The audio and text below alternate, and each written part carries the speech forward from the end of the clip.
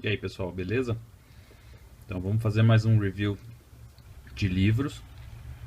Dessa vez vai ser o livro do Andrew Loomis, Successful Drawing. E vamos fazer no mesmo esquema que a gente sempre faz. Dar uma olhada geral, fazer uma análise superficial do livro e do conteúdo que ele aborda.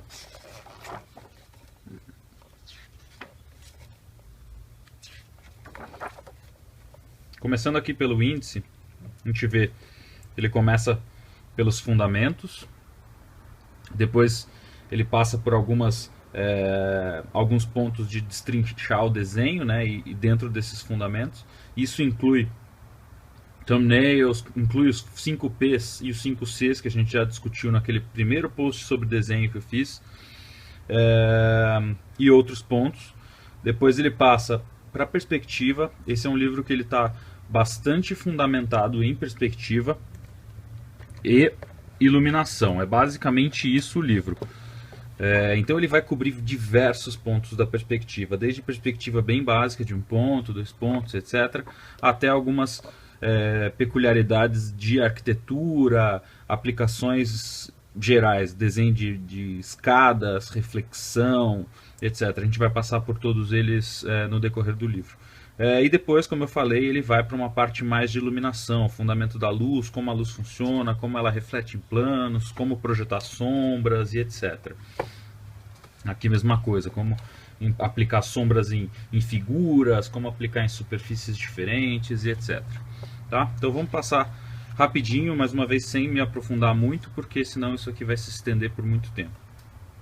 Ele começa falando das formas básicas, que a gente consegue desenhar vários elementos usando só os 5, né, geometrias básicas, seria esfera, quadrado, cilindro, o cone e a pirâmide. E aí ele entra discutindo os fundamentos do desenho, como é que o desenho funciona.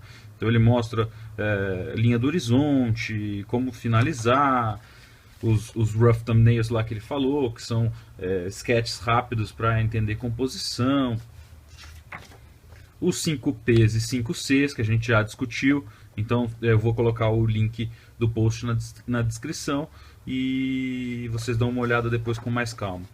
Mas tem tudo descrito aqui no livro, com calma, ele explica no texto. Isso que é legal, né?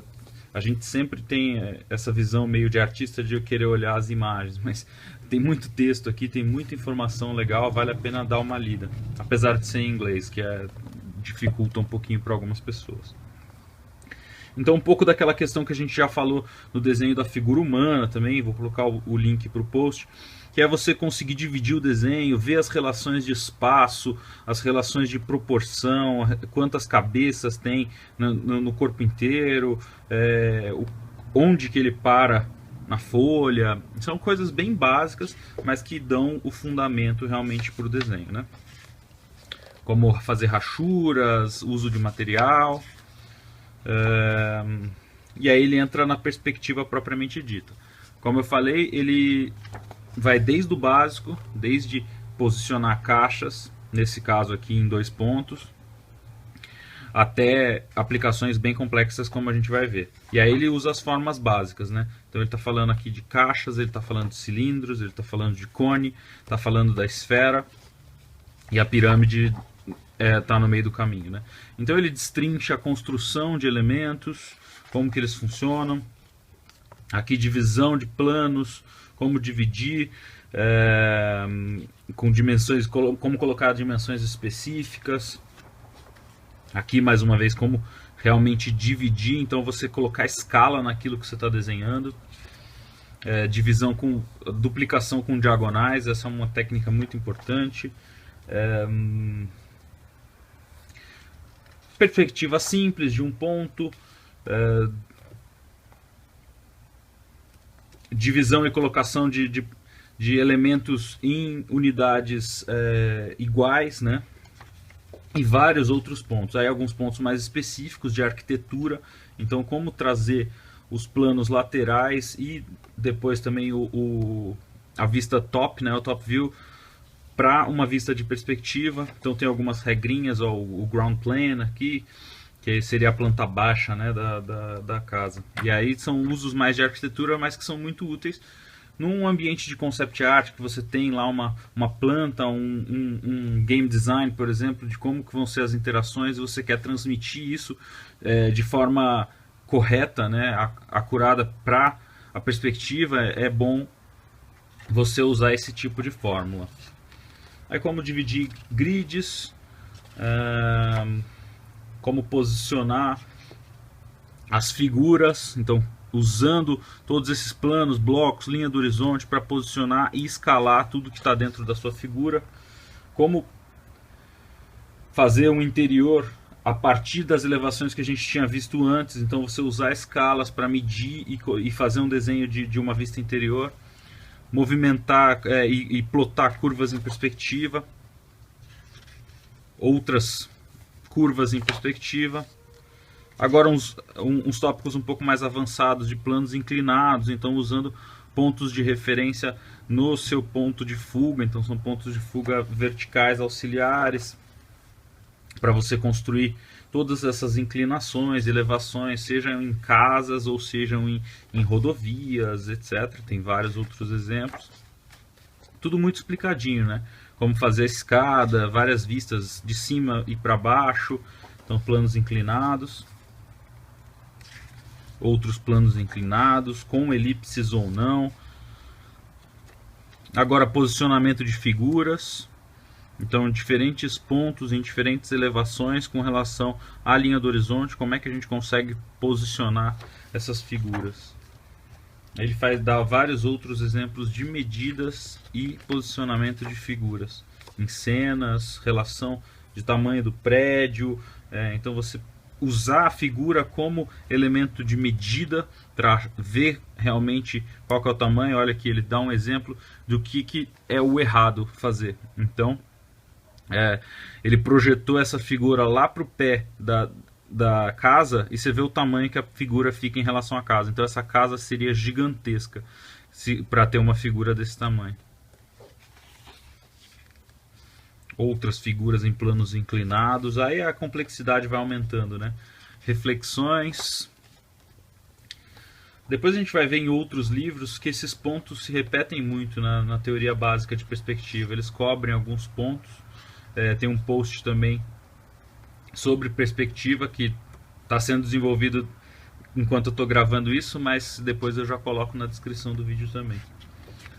Erros comuns, e aí ele entra para a parte final, vamos dizer assim, do livro, que é a parte de iluminação, que a gente está mais ou menos na metade do livro ainda, mas já é um dos últimos tópicos que ele vai abordar, e depois só aplicações.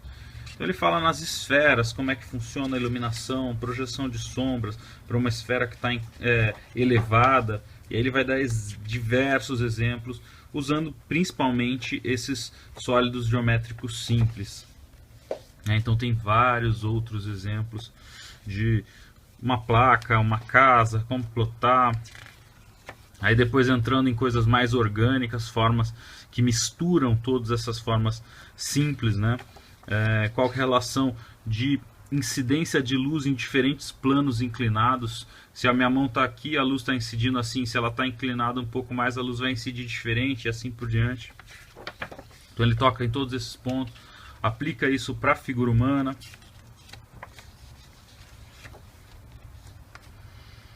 Aí aquele que é uma das expertises do Andrew Loomis nessa parte mais de caricatura e de cartoonização, então ele usa um pouco disso para aplicar.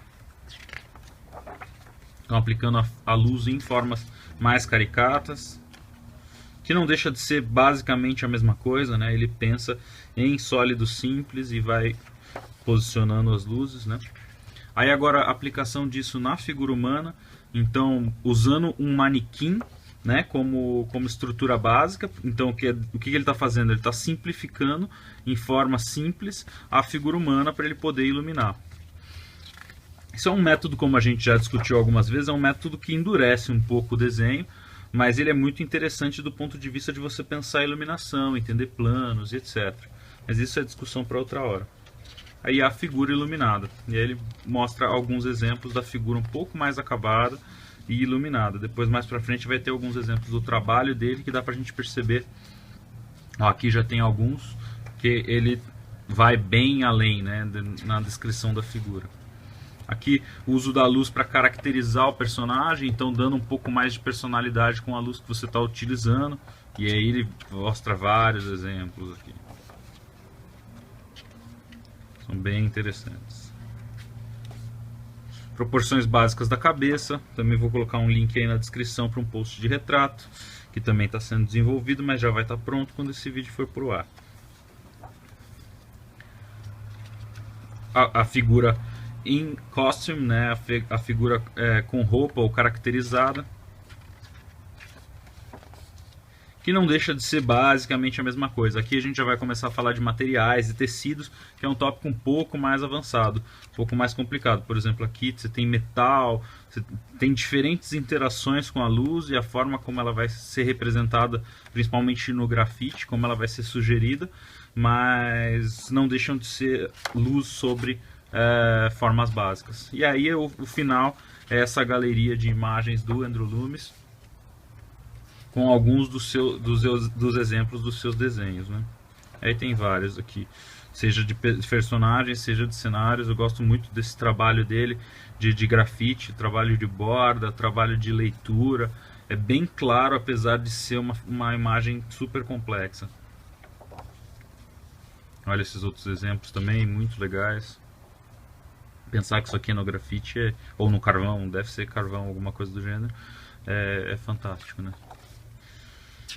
Mais uns últimos exemplos. Esse cachorro dele aqui eu acho bem bacana, bem sugerido, bem bonito. E aí algumas considerações finais. E é isso. Espero que vocês tenham gostado e a gente se vê em outro livro. Abraço, valeu!